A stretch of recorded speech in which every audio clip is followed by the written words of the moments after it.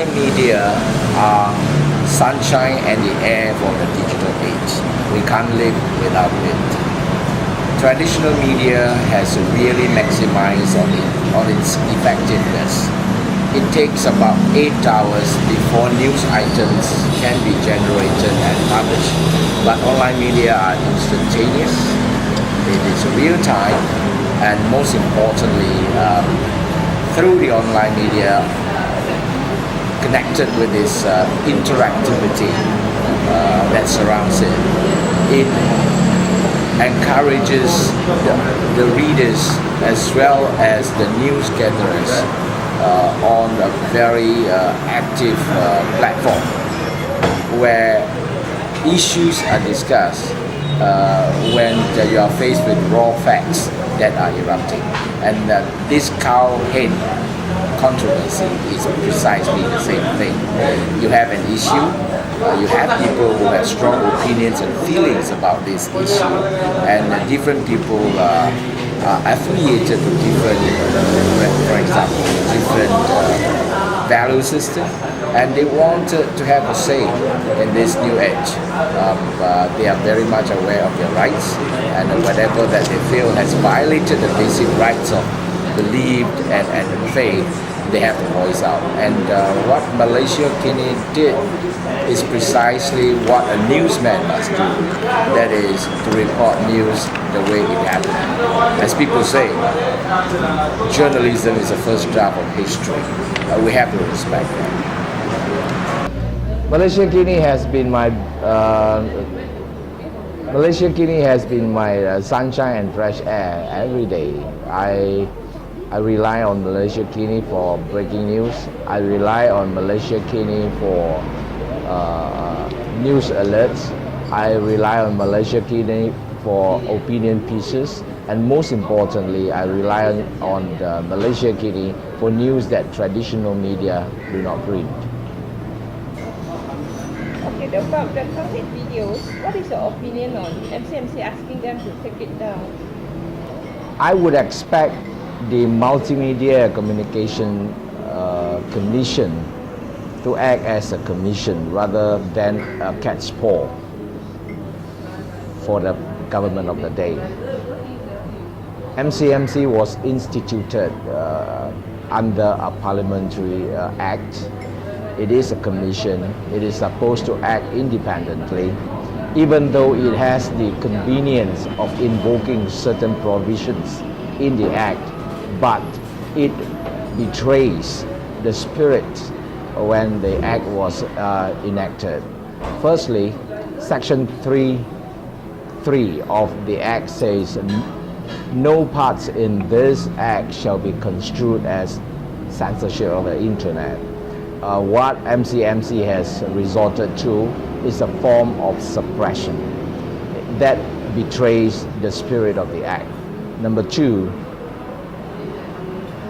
what Malaysiakini did was to report news the way it happened. The news item had been very objectively presented. I do not agree with MCMC's assertion that it is out or its intent is to annoy or to offend the readers. I would think those who are readers of online media are discerning folks who have internet connection, who understand the people's right to access information. And to me, the video piece is just a piece of information. It is no different from what CNN has done. It is no different from what RTM1 has done. So why must you ask when on one side, traditional media is not reporting on the issue that is affecting the feelings of massive Malaysian crowds, and yet you want to suppress it by forcing it to take it down? This betrays the spirit of the act when it was enacted in 1998. I would urge MCMC to withdraw. And I would urge Stephen Gunn and the team to stick to your gun. Don't take it down. That is the trouble with the present Najib administration. On one side, it pretends to be preaching liberalization of all angles, the business community, liberalization of thoughts and liberalization of the media. But on the other side, it has this government mouthpiece, or rather its UMNO mouthpiece, like Utusan Malaysia and even Britain at certain times, that you tend to see this is one Malaysia with two systems. On one side, you suppress free portal like Malaysiakini, but on the other, you allow Utusan Malaysia to stoke hatred, racism as well as anti-unity slogans. And yes, a lot of DAP leaders have become the target of such malicious attack by portraying us as anti-Malays, anti-Islam and so on. And I myself recently became a target under Utusan. Well, we have to defend ourselves. We have decided to sue Utusan Malaysia for the defamatory articles about us.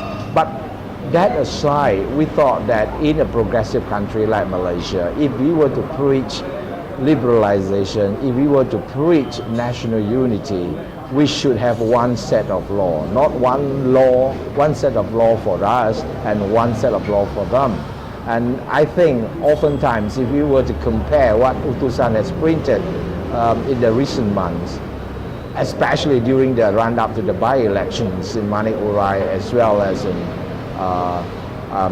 Pematang Pasir, I would think Utusan would have been charged in court for sedition many times over, but yet they are still roaming free. This is utter, it is totally ridiculous manner of how we handle good governance.